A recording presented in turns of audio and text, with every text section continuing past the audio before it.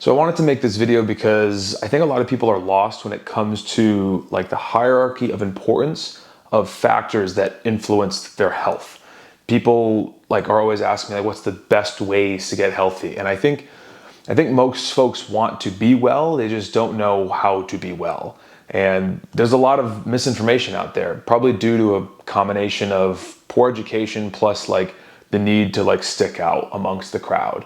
Because I do feel like recently there's been a lot of stuff that's relatively negligent in long-term, like detoxes, for example, that get a lot of attention, while the factors that are, to me, non-negotiables don't get a lot of likes on the gram because they're honestly usually pretty boring. This will be sort of like the 10,000 foot view, and then in subsequent videos we'll break down sort of each individual factor in more detail. So to me, having this system or a system in place, habits in place, where you sort of know what's more important and less important, like long-term for you, is like the only legit solution for your health and longevity, at least long-term. Relying on motivation and discipline or inspiration from others isn't really reliable. Fad diets are just that. They're short-term and they're fleeting. You know you want to be healthy, strong, sexy, pain-free, but you're not sure how. You're stressed out about what's important and how to fit it into like your already busy schedule. So let's talk about that hierarchy of importance. Let's talk about how to design like the perfect system for your health and wellness. So first, a parable. I have always sort of viewed this metaphor as a good way to think about health and my own personal health. I had a professor that told me this story in college. So without really any context or warning, the professor brings in a big glass jar and it's full of rocks. And the professor asks the class, sets it down on the table. The professor asks the class, "Is this glass full?" Students say yes, the glass is full, and he proceeds to pull out a bag full of like smaller pebbles. And he pours it into the jar, and obviously the pebbles fill in the spots where the rocks aren't. And he says to the students, "Is the glass full now, or is the jar full now?" The students say yes, a little bit of smiling on the faces, and then he pulls out a bag of sand and pours the bag of sand in there. Students are laughing. He says, "Is the jar now full?" They say yes. And then finally pulls out a beer, opens it, pours it in, much to the students' chagrin, and says, "Is it now full?" They say yes. All right, this is a metaphor for life.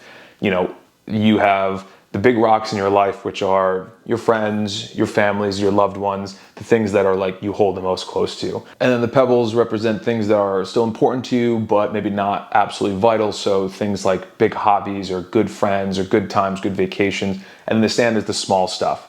And he, begins to pack it up, and a student says, "What does the beer represent?" And he says, "No matter how busy you get, there's always time for beer with friends."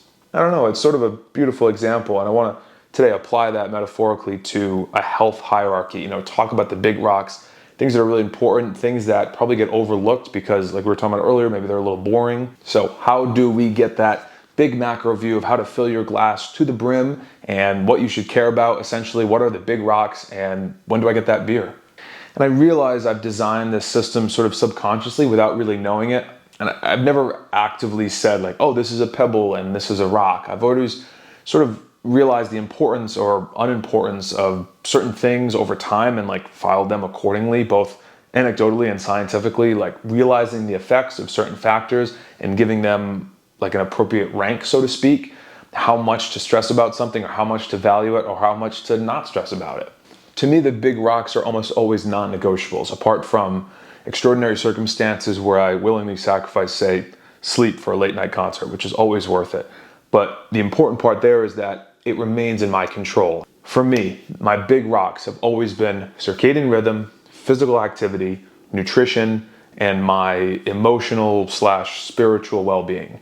And like my ultimate objective with this like hierarchy is to create a sustainable like ethos that promotes strength, longevity, resiliency, happiness, and the best version of myself. And these big rocks, what make them big rocks is they keep me grounded in a way that I can't possibly articulate. It makes literally everything in life so much ridiculously easier.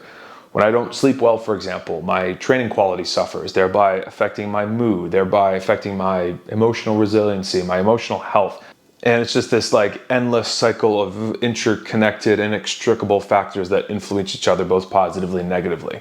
All right, so number one, circadian rhythm for me is a consistent sleep schedule with good sleep hygiene, getting plenty of sunlight, especially early in the morning, eating 3 or 4 times a day, and limiting my electronic use, my phone usually, within an hour of going to bed.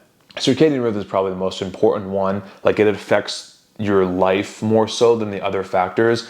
And when people ask me, like, how do I get healthier? How do I get well? I think that's generally where you want your mind to be at. Like, generally sleeping the same amount around the same range every night. So, like, always falling asleep around 10, always waking up at 6, generally eating around the same time every day, and making sure that you're getting some exposure to sunlight, and maybe going outside, getting some fresh air. Like, doing those things every day makes such a big difference, more so than like how many crunches you can do.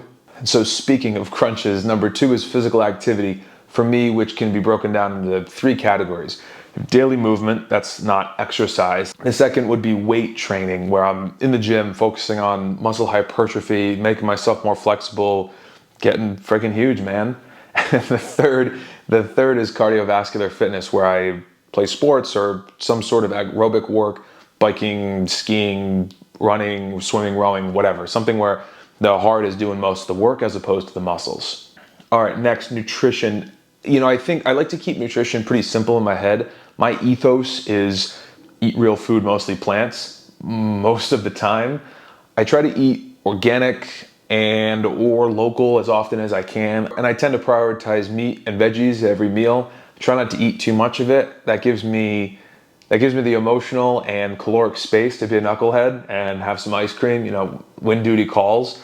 But again, it's by design and it's in my control. And I also drink a shitload of water. And then the final big rock is like emotional and spiritual well-being. Now, I posted about this Japanese concept of ikigai, I hope I'm pronouncing that right, on my Instagram a while back, and it's still the model I use today. I think it's the best way to sort of summarize where your head should be at most of the time.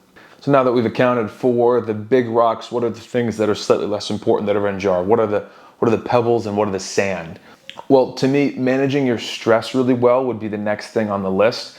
Having some sort of meditative practice, generally avoiding toxins, both of the physical and emotional variety, focusing on having a good community around you or having good camaraderie with like your coworkers or your friends or your drinking buddies or whatever. Having some sort of intellectual stimulation would be the next piece. Reading new things that challenge you emotionally, things that challenge you philosophically.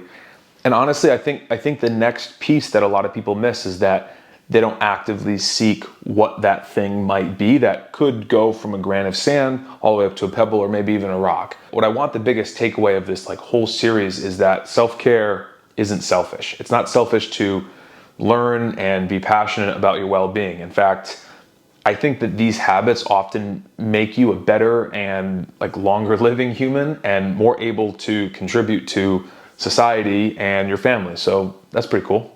And I guess the next natural point is like, why are these the things that you should care about? I mean, why am I the one sitting here telling you, oh, excuse me, you need to walk 10,000 steps a day. You need to get sunlight before 10 a.m. Like, what makes these particular things the right qualities? Well, it turns out these are the things that are, to me, and I am always right, the things that will influence you the most positively or negatively in terms of your physical and emotional well-being. On top of that, these are the things that allow you to be the best version of yourself. Like, I'm not trying to turn you into like another personal trainer. I'm just trying to turn you into the best blank that you can be, the best dancer, the best painter, the best businessman, the best lawyer, whatever.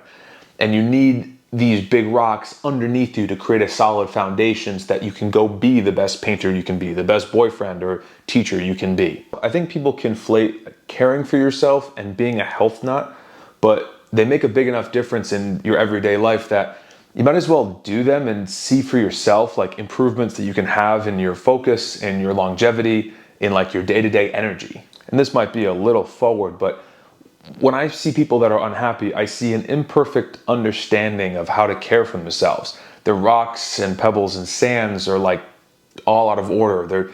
They got their sands turned into seebles?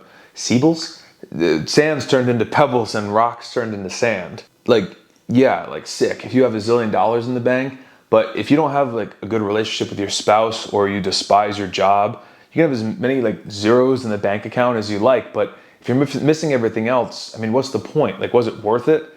I wouldn't call that like real wealth.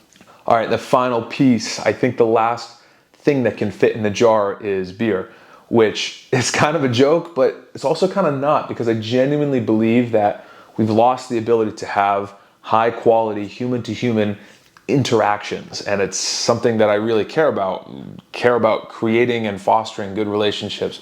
Oh man, as soon as I said fostering, I heard the words starting to come out of my mouth, like, don't say it. It's like, I couldn't think of another word to say, like, had to say fostering. Anyway, depending on if you're introverted and extroverted, like, it might be closer to sand. It's definitely closer to rock status as opposed to pebble for me. I almost said sebble again. And your mileage may vary. Maybe you're not as social a person. I don't think that makes you like less healthy in any way. I just think that quality time when you're not working or actively trying to better yourself, you're just shooting the shit with your boys or hanging out with your girls, it means more to people than they readily admit or they're readily even conscious of. So anyway, that's sort of my health system, food pyramid, rock in a jar thing. I hope the metaphor survived through this whole video. Hopefully you took away something from this. The general takeaway is caring for yourself is no crime. Sleep a bunch, eat real food, drink plenty of water, move often, love and care for people around you, foster good relationships, and generally try to avoid toxins of the physical and emotional variety, and get freaking jacked. That's probably not the best way to end this video, but no, like I said, I will be breaking each of these down into subsequent videos, so subscribe so you don't miss those, and I hope that was helpful, and I'll see you in the next one.